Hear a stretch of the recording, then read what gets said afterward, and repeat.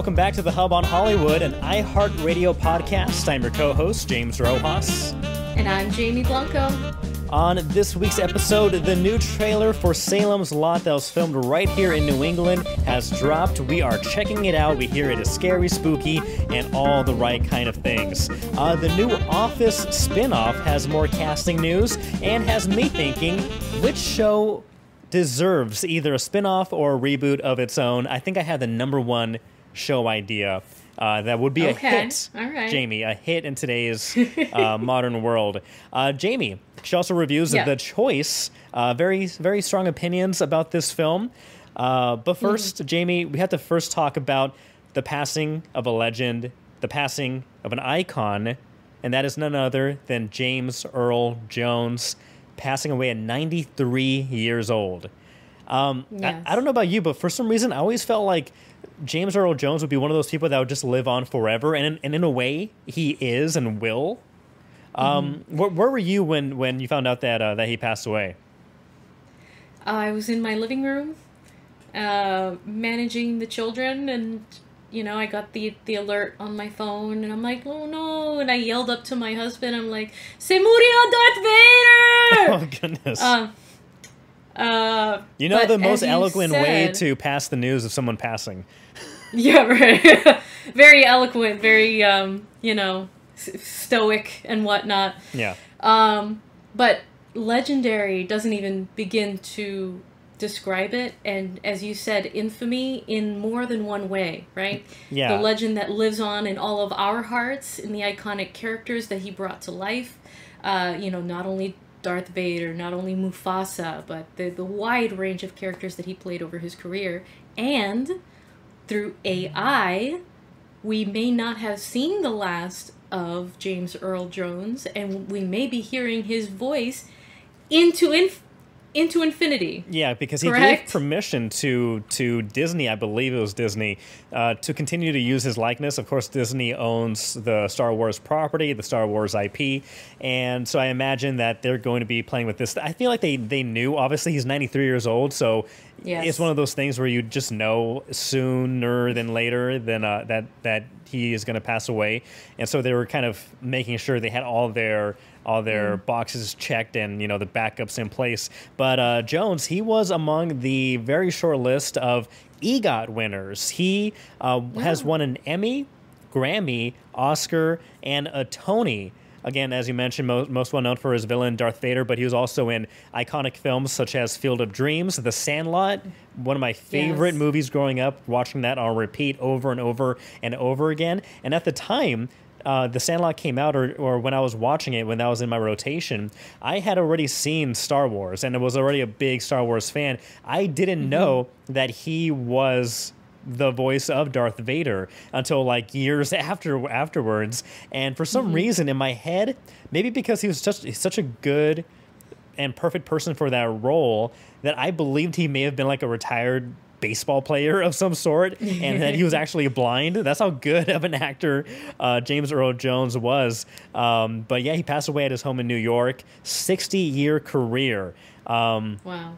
Again, you mentioned Star Wars, The Lion King. The Lion King 2, Simba's Pride. Don't sleep on that film because he's great in that one. Sandlot, he came back for Rogue One, a Star Wars story. Of course, Coming to America, a big one with Eddie Murphy, and Field of Dreams. That's my favorite. Yeah, really good. Kevin Costner, his co-star in Field of Dreams, he went on Twitter or Instagram, and he said, quote, "That booming voice, that quiet strength, the kindness that he radiated, so much can be said about his legacy. So I'll just say how thankful I am that part of it includes Field of Dreams." Mark Hamill, only tweeting R.I.P. Dad, of course, Luke's father. Anthony Daniels, a.k.a. C-3PO, he said, quote, "James Earl Jones was the sweetest man who played the baddest villain. Now that's acting. His voice will be with us always." So a lot of people reacting to his passing, but again, I don't think anybody has ever said anything negative about James Earl Jones. He's one of those guys that just seemed to be living a good life. A lot of people appreciated him behind the scenes as much as they did on the screen. So, you couldn't ask for a more successful, better life than what he had. And long life, and impactful. So rest in peace to him, and prayers to his family. But hey, that is a long and illustrious life. We can only all ascribe, aspire to do the same. And it just makes me a little bit sad, James, because there's this photo, right, going around of the original cast, and every time someone passes, right, they put them like opaque, right, and so who's left? But Anthony Daniels is left. Harrison Ford, and Mark Hamill are left, and I would just like to say that Harrison, not allowed to die. No. Going to live forever. They actually They actually gave him that Red Hulk super serum, and so that wasn't CGI. Yes. Harrison Ford actually transforms physically into the Hulk, and so he'll be with us for a while, I think. Just as grumpy as ever. The best. The best. Yes. Yeah. Well, speaking of James Earl Jones and Star Wars, let's jump right to another Star Wars iconic actor, Mr. Ewan McGregor. He just received his star on the Hollywood Walk of Fame, and he was joined by none other than his Star Wars co-star, Hayden Christensen. So that was fantastic. Hayden, he popped up on stage talking about how he was so thankful for having the best Jedi Master anybody could ever ask for, and just sharing that interaction that they first had when he walked on set, Hayden, and was being greeted by Ewan McGregor, who welcomed him with big open arms, literally hugged him and welcomed him on set. And that was just such a reassuring gesture of somebody who was just starting out in his career. Hayden, this was the biggest film he's ever been in, and of course Star Wars is so iconic, so the pressure that he must have felt, but then to be comforted and immediately welcomed by Ewan must have been fantastic. And so that's always great to see them two hanging out together.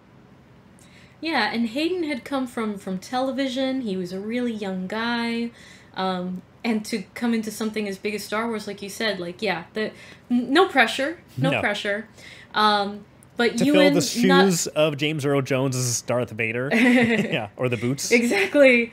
I just want to know if Ewan's first words to him were "Hello there." Hello there.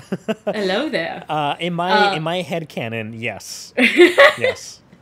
Ditto. Also, Ewan has a beautiful voice. He's been in a number of musicals that are among my favorites of his performances, from Moulin Rouge. I love Moulin Rouge.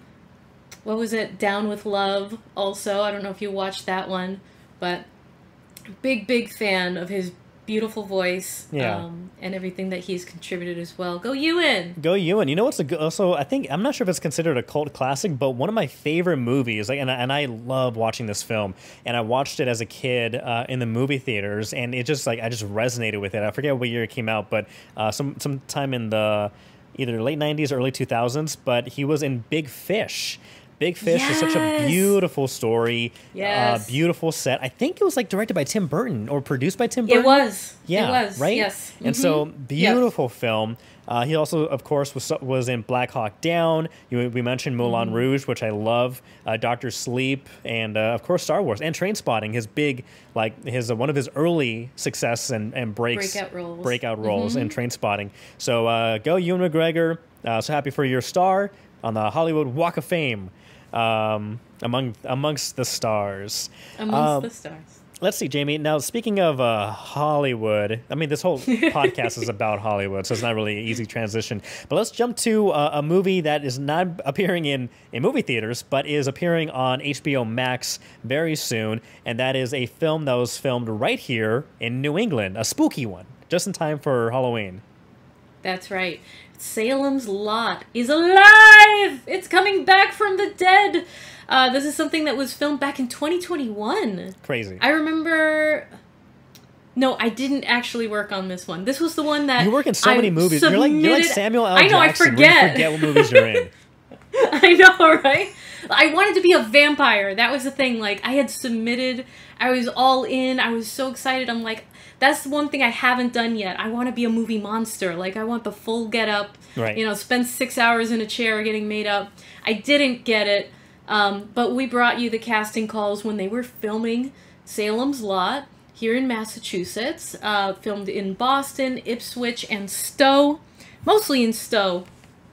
But then it had been set for release in September of 2022, and crickets, James. It had been lowered down into the depths of God knows where, and we've been hearing these horror stories left and right of entire productions that have gone under, that were either underway or completely, completed, and then either thrown in the vaults or burned and destroyed, like productions, movies, films, TV that we were never going to see again. And the fear was that Salem's Lot was going to be among them. But earlier this year, Stephen King, whose Salem's Lot is based on his work, came out in support of the film. And the Salem's Lot's director, Gary Doberman, expressed his gratitude to King for coming out and putting pressure on the studio, because it then revived the project, and now we have a release date just in time for Halloween, especially Halloween here in Massachusetts, which is amazing. October 2024 for Salem's Lot, which is going to be on, was it Max, I believe? Yeah, HBO Max. Do you think on October 24th opening is a little too late? I mean, like, for example, what movie just came out that was spooky? We just talked about it. Well, not really spooky per se, but Beetlejuice. I think this is like the perfect time. Like September is the perfect time to start releasing and rolling out these films. I feel like the 24th, like a week before Halloween. I mean, I think that could work because it's so close to there. But people get into the spooky mood like right now, right around this time. Yeah. So, what do you think about that release date? Because I think right after Labor Day. Yeah. Yeah, because you also need to give time for the marketing buildup, right? Yeah. And you want to capitalize on the cooler temperatures and all that spooky sensation, and yes, I agree. Yeah. It would have been better to release it a little bit later. It's a little tight, little close on Halloween, but maybe they're hoping for momentum going into November. I'm not sure. Well, the trailer just dropped, and so I'm sure, the PR machine the wheels are turning right now to try to get that and promote this movie as much as possible before then. But before that happens, do you want to watch the trailer and get spooked out ourselves? Yeah, let's do it. So This is all about vampires. So this is the first trailer for Salem's Lot coming out on Max. I'm ready when you are. Let's go in 3, 2, 1. I've always written stories about things that are so terrible. You'll run away until your brain won't remember. So why did you come back? I'm here for research. What exactly, though, are you researching? So most of these movies are set in Maine. Have you noticed right? There we go, anything Salem's out of the Lot, ordinary Maine. in the lot recently? It's a very Maine-looking town. Yeah.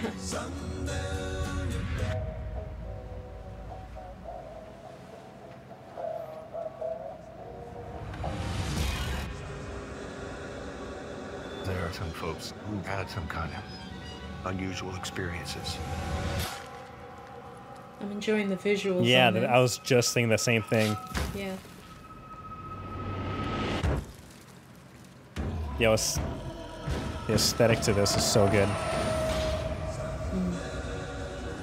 They used to tell us stories about this That place. big scary house.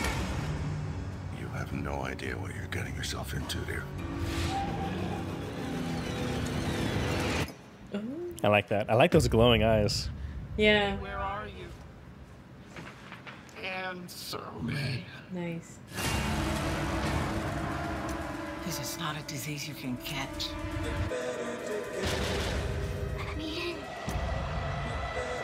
Oh, ooh, I like that. See, vampires have to be invited in, and I guess that's the way of getting people to invite you in is if you get them under a trance. Right.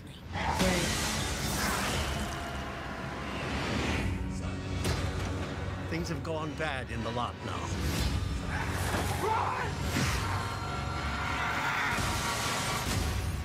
Wow.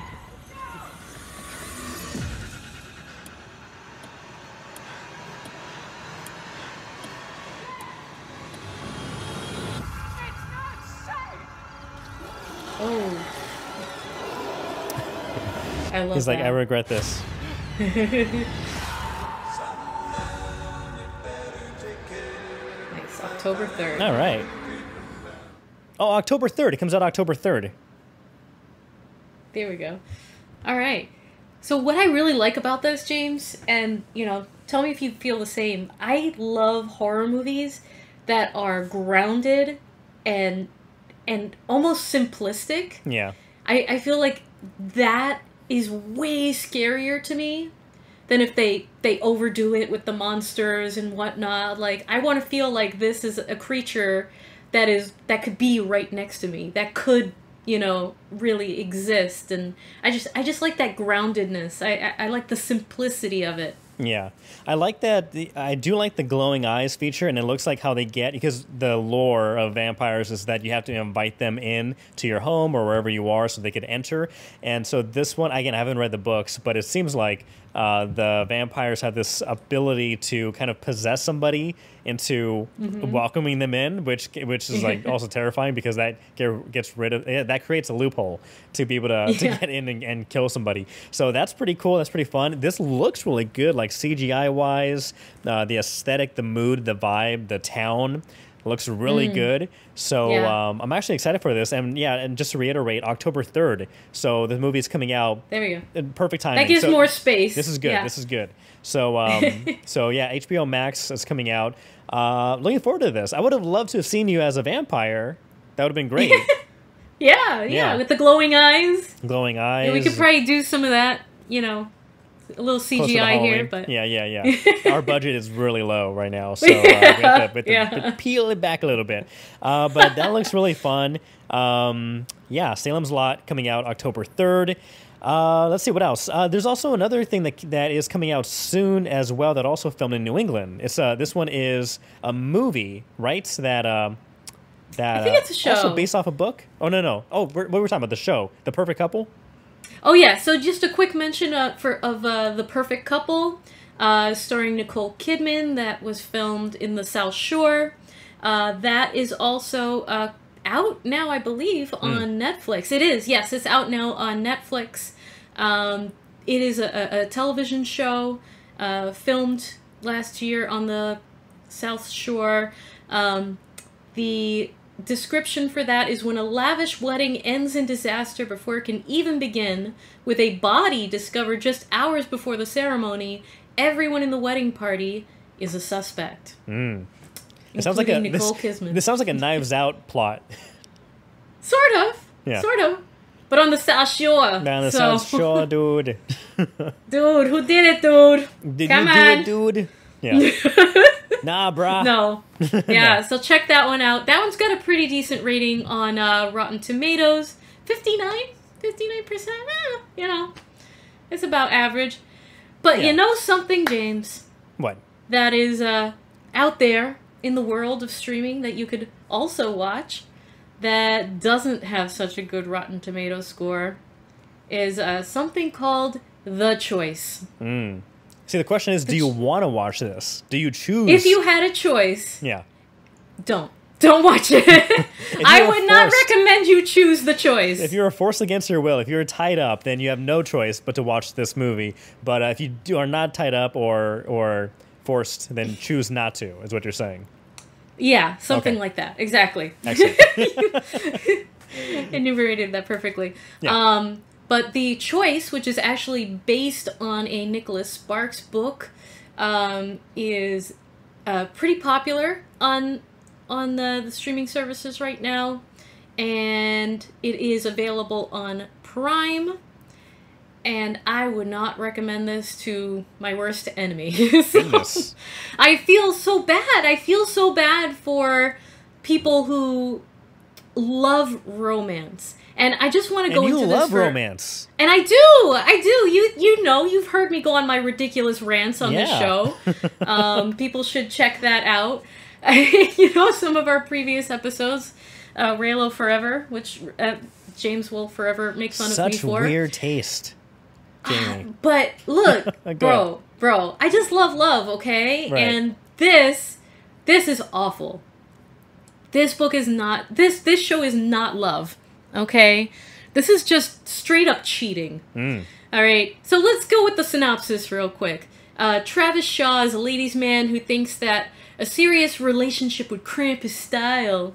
But that's when his hot neighbor, Gabby Holland, moves in, and she's a feisty medical student who's preparing to settle down with her long-term boyfriend, and fate brings these two together. Now, the choice would indicate that at some point, she has to choose between these two men, her long-term boyfriend and this fling that she's having with the neighbor. Like, there would have to be a point where she's actually torn, where it actually bothers her. Or she says the name of the title. And, yeah. I can't make the choice. Yeah, exactly. Right. But at no point does she seem at all conflicted. That she is just straight up flirting with and then cheating with the neighbor on her boyfriend.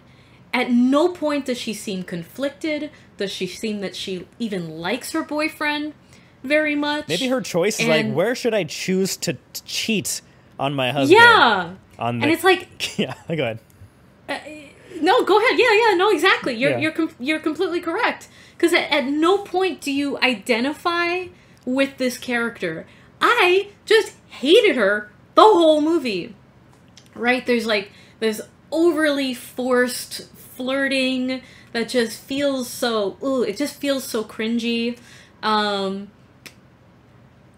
this character that is her neighbor that's supposed to be like, oh yeah, whatever, I'm just a ladies' man, and like he's just like this rebel, but he's not.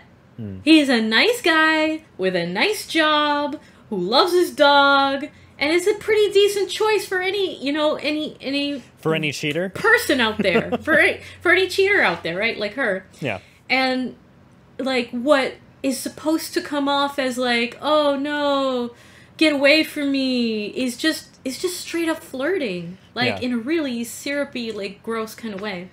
And then when it finally comes to the point where she has to choose, right? Like her boyfriend comes back from this trip and she's been cheating on him like multiple times the whole time he's been away on this trip. And then, the neighbor's like, oh, I love you. You gotta make a choice. And she's like, I don't know what I want. And then they don't even show the choice. They don't even show her making a choice. It comes to nothing. Because then she writes him a letter. She's like, well, after you told me that, I went to my boyfriend and I told him it was over.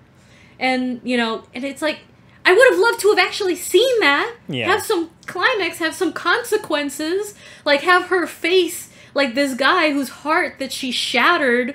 Like, I want to see her, pay the piper and feel a little bit guilty for what she's been doing this entire movie. You know what would be great? What? If there was like a montage of her like thinking of like she has to make this choice, and so she's back like in her home office, and she's like scratching her head, she's writing down notes, she has a whiteboard of pros and cons, and she's like,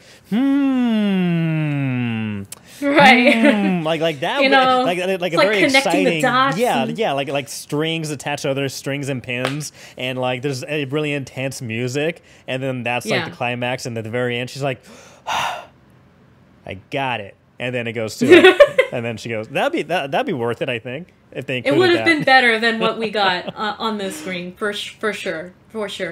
There was no tension. It was just straight up, I'm cheating on my boyfriend. Yeah. There are no negative consequences to this. And then at the end, the neighbor, like... Okay, so look, I'm just going to read this verbatim, my thoughts on this, because I'm just going to get so upset that I'm going to start like losing words. Oh, yeah, go for it. But, the whole idea that the man has to chase her and ignore the fact that the woman has acted poorly, in this case cheating the entire time, right? Or broken his heart by saying, oh, I know that I was fooling around with you, but I don't even know if I like you. But that the woman is magically forgiven for all of her crappy behavior and her problematic, behaviors in these movies, because it's true love. So she's forgiven for everything. The man is always wrong, and then he has to not only forgive her, but then pursue her, and chase after her again, even after, all this. I hate it. I think it's... gives this unacceptable permissiveness to women, unrealistic expectations to men, not to mention degrading the importance of men's feelings in all of this, and I just can't stand it. Let's normalizing men and women.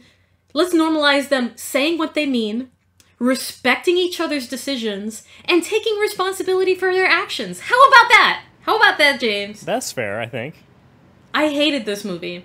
So, if you have a choice to watch The Choice, I would say choose anything else. Thank you very much. All right, applause, round of applause. I hear you. When you said this movie is just straight cheating, that reminded me of another problematic movie that is supposed to be kind of like romantic and all that stuff, and that is The Wedding Planner, starring Jennifer Lopez and Matthew McConaughey.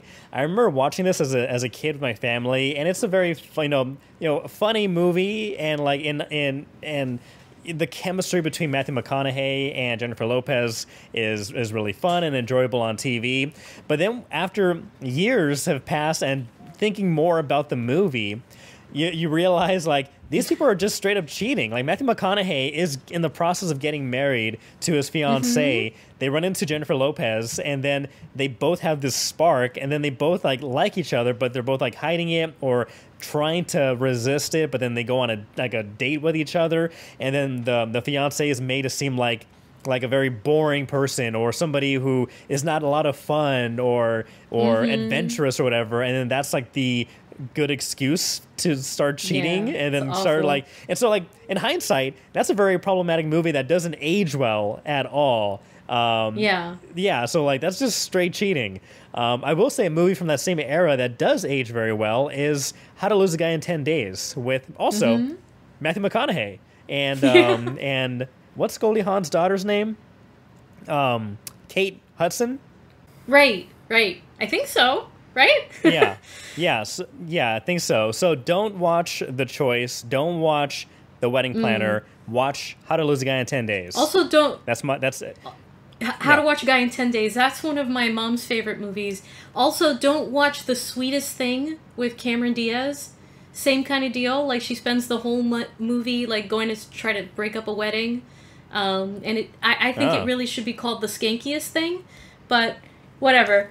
Anyways, I just need these movies to die. There's a period where Hollywood was okay with just cheaters, right? Trying to play it off as funny, or like the fiancé, whether it's a man or a woman, they're just not fun enough, or they're a little grumpy sometimes, or whatever, or these people are more attractive or something, and they just made jokes of it, and it's like, oh, it's okay, like whatever, like no, it's not okay. You're teaching bad stuff, bad behavior. You tell them. We don't like it. You tell them. Yeah. All right. Yeah. But you know what isn't bad? What? The original show, The Office. It's a great, fantastic show. I forget how many seasons, but a bunch of seasons. Really great stuff. Maybe kind of fizzled at the end, but great nonetheless. Like many things, if it's great, people are going to try to milk as much as they can out of it. And so that is why The Office, there's going to be a new spin-off series. The show is going to be a new mockumentary-style series set in the same universe as The Office. However, this one is taking place in a newspaper. Oh. They announced that so this kind of reminds me, I need to look it up afterwards, but this reminds me of a reality TV show that actually visited a newspaper, like an actual newsroom. And they followed reporters as they went out to go cover stories. It was really fascinating, really cool. So I'll try to Google that afterwards. But The Office is a mockumentary taking place in a local newspaper. 3 cast members who were added include Melvin Gregg, Chelsea Fry, and Ramona Young. They actually shadowed reporters, went on ride-alongs with reporters to learn the ins and outs of reporting to make it believable when they do it themselves. And so that got me thinking, what show actually? I won't say that this show doesn't deserve a spinoff or a reboot, but it got me thinking, what show does also deserve a spinoff or a reboot? And there's this show that ran in the 80s, from 1979 to 1984, that I think would be perfect to reboot. And that show, let me know if you've ever heard this show, but it's called Heart to Heart. Heart to Heart, something like that. I have heard of it. I feel like my husband loves that show. I feel like he's shown it to me before. But tell me more. Tell me more. My wife introduced me to this show. It stars Robert Wagner, Stephanie Powers, and Lionel Stander, and this dog named Freeway. But basically, it's about this self-made millionaire, Jonathan Hart, the CEO of Hart Industries, a global conglomerate. His gorgeous wife, Jennifer, was a freelance journalist. They were both amateur sleuths, and in every episode, they find themselves knee-deep in murder, smuggling, theft, and international espionage. And the reason why I think this show would do so well today, and really in any generation, is because the premise of the show is fantastic. Yeah. Basically, any field, industry, part of the world that you can imagine, this show can take place on a week-by-week basis, like, the murder mystery of the week, that kind of show, where, because this guy is a global conglomerate multimillionaire with an industry in every little, with his fingers in every little industry, he could pop into a murder that happens at a toy factory, or like a drug smuggling ring that happens in their tech bioengineering software place. Or even they've done episodes where they have like a telekinesis like department lab, and they use this person who's psychic to solve this murder. And so like literally any job, you fill in the blank, any venue, any location, anything, these two millionaires, they just stumble across this murder while they go to this, let me do this inspection at the toy factory, and while they're there, they come across this crime, and it's up to them to solve it. And then it's like an hour episode per episode, and it's just fun. And the relationship between both Jonathan Hart and Jennifer Hart, they're madly in love with each other, and so they're like the perfect couple who are really good at solving crimes, and they get into like precarious, dangerous scenarios, and Jonathan Hart knows how to box, and like he can really hold his own, and so it has a lot of great stuff to it. So I think it really does lend itself well to today, where this show could be rebooted, have the murder mystery of the week, or whatever XYZ crime of the week, and it's just fun, lighthearted. I don't know. It's just a good lighthearted show. I think Allie has great recommendations. Yeah, she does. She really, really does. I love that. I think we need more of that kind of like lightheartedness and great romantic couples on the screen. Yes. Speaking of, who kiss on screen, you would love it. Yeah. All right. Woohoo. Yeah. You mean they don't just build up the sexual tension that you never ever see? Have you ever seen Dark Angel, James? I have. Okay. So let's go on a rant about Dark Angel for 2 seconds. Sure. Logan and the girl whose name I'm forgetting right now, who's played Jennifer by Garner. Jessica Alba. No. Jennifer Garner. Yeah. Jennifer Garner. Garner? No, Garner, it was yes. wasn't it Jessica Alba? Dark. Oh no, I'm thinking of Alias. No. Jessica Alba, and this was Michael, what's his name, who played Logan, and it's a post-apocalyptic world, and she's like... I was thinking about Alias. I haven't seen Dark Angel. Okay, all right. So this is different. And Dark Angel, Jessica Alba, she's this warrior, this... she's been programmed to be a super fighter, and she escaped this facility in this post-apocalyptic world. And Logan is this dude who's in a wheelchair, but he is helping to fight the bad guys, and the two of them form this relationship, and they go on all of these missions, and they're trying to fight this evil corporation that has, led to the destruction of the world. Season 2 of Dark Angel, there's some kind of virus that Logan gets infected with that means that he cannot touch her. He can't touch Jessica Alba's character. This sounds the plot from the new James Bond movie with Daniel Craig. Basically, where there's nanotechnology that gets infected to people, right, and they can't touch other people. Right, and they can't touch each other even though they're desperately in love.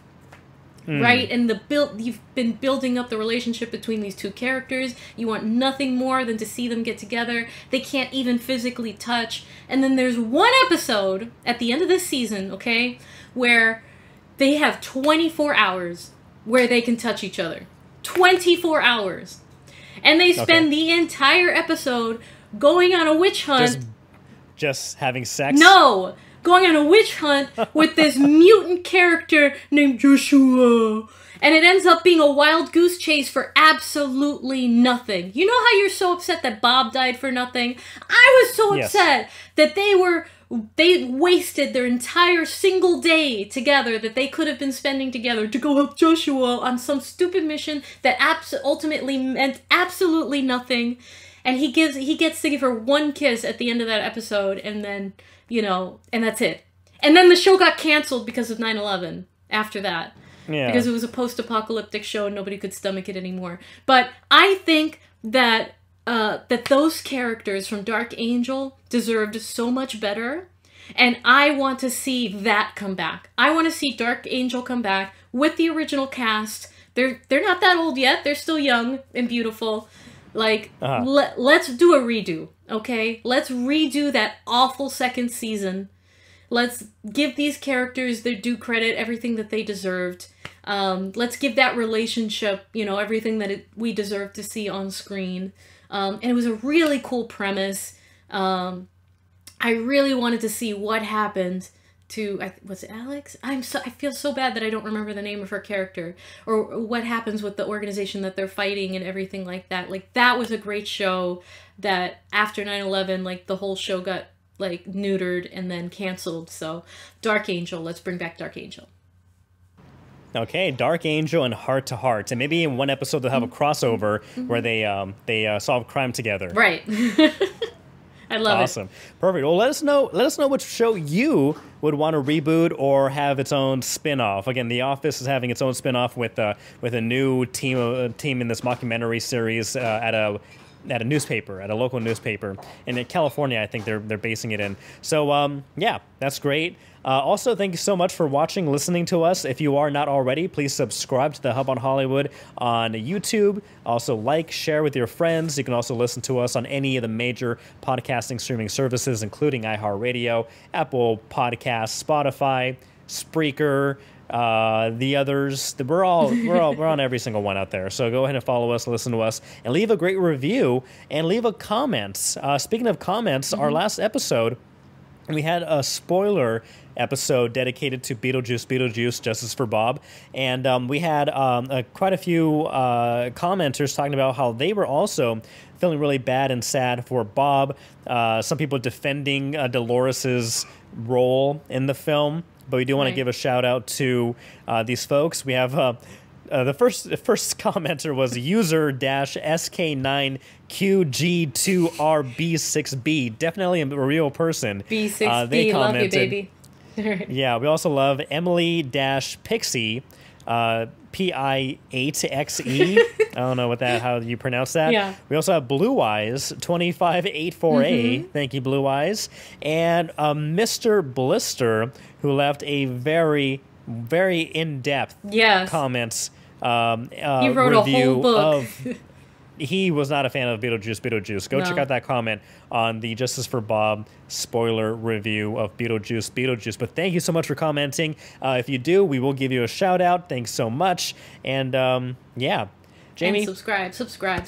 Yeah, James? If you don't subscribe, it's not worth it. We don't want you. I'm kidding. We want you. We want you. Just Please hit stay subscribe. With us. Well, this is the part of the episode where we wrap it up. But before we do that, we will try to win another round of Cinequote. All right. Now, it's been a little bit. It's been a little bit. We've had a couple of busy weeks. Basically, it's kind of like a Wordle, where instead of a word of the day, there is a movie of the day, and you have to guess which movie it is based off the quotes that are provided. You have 5 guesses to get it right. Today's game is number 638 if you want to play with us. But Jamie, if you are ready, we can go ahead and start with quote number 1. I'm ready. Ready in 3, 2, 1. What the hell did that, Lieutenant? I don't know. What's the coroner got to say? If in the jaw and puking since he saw it. I don't know. Oh, it sounds like something got like mauled or, you know. What's the movie? What the hell did that lieutenant? I don't know what the coroner got to say. He's on the jaw and puking. It sounds so familiar. It could be horror or it could be comedy at this point. I think horror. I'm leaning horror because I think it's just a gut from Okay. from my gut. Let's see. Let's go to quote number 2. Let's skip this one and go for the next quote. All in right. 3, 2, 1. What'd you do to your arm? I burned it in English class. Oh, I think this is Nightmare on Elm Street. Okay. I didn't see that one, so let's type that in. Nightmare, if I could spell it right. There we go. Wait. The original, not the 2010 one, the 1984 one. So, A Nightmare on Elm Street. You got submitting it! in 3, 2, 1. All right.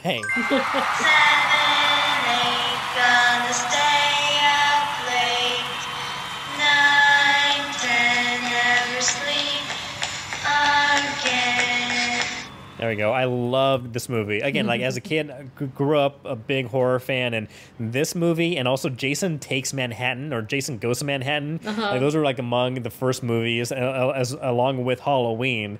I just dived into the classics, and yeah, this was definitely one that I repeated several times. So good. And now we're back in Halloween. I may watch it again. We're back in the spooky season. So speaking of which, let us know, what horror spooky movie are you looking forward to? I know some people like the fun horror stuff. So again, that includes like Beetlejuice or Hocus Pocus, some other lighthearted Halloween-themed movies. And James, I love this season. Are we going to be rejoining the Hocus Pocus cast in Salem this year? Yeah, a little bit of just a bunch of Hocus. No, it's just a bunch of Halloween because they're technically affiliated with Hocus Pocus, but the actors of the original cast members of Hocus Pocus, they came to Salem, Massachusetts last year. We interviewed them last year for their big event. They went there, greeted people, a lot of meet and greets, photos, autographs, signing, all that stuff. And so we are going to be reaching out and talking to the cast again to kind of, hype up and tell people that they are coming back to Massachusetts to promote Hocus Pocus. Great cast, so we will be there talking to them. I'm sure back in Salem, roaming the streets on Halloween and getting a lot of good interviews like we did last year. A lot of people dressed up in a lot of really, really cool stuff. But yeah, Jamie, great episode. Unless there's anything else you want to add, I think that's a wrap. I think that's a wrap too. So go ahead, Perfect. Subscribe, follow, like, share, and we will see you next week. Until then, I'm Jamie. I'm James. See ya.